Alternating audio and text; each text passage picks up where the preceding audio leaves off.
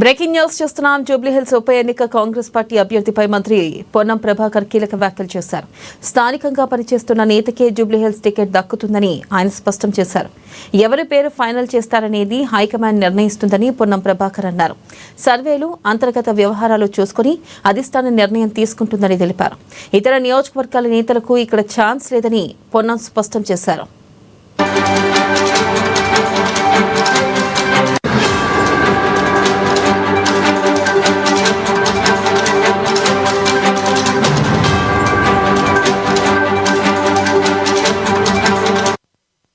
మాట మాత్రం స్పష్టం.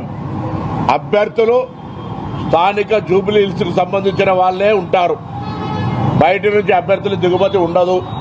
స్థానికంగా ఈ జూబ్లీ హిల్స్ ప్రజలతో వివిధ హోదాల్లో వివిధ సందర్భాల్లో కష్టపడుతున్నటువంటి వాళ్ళకు సంబంధించిన అవకాశం టికెట్ నిర్ణయం అనేటువంటిది పార్టీ నిర్ణయిస్తుంది. బట్ బయట నుంచి ఆశిస్తున్నటువంటి వాళ్ళు ఎవరికి కూడా ఇక్కడ అవకాశం ఉండదు అనేటువంటిది పార్టీ ఆలోచన. ఎందుకంటే కన్ఫ్యూజన్ ఉండదు.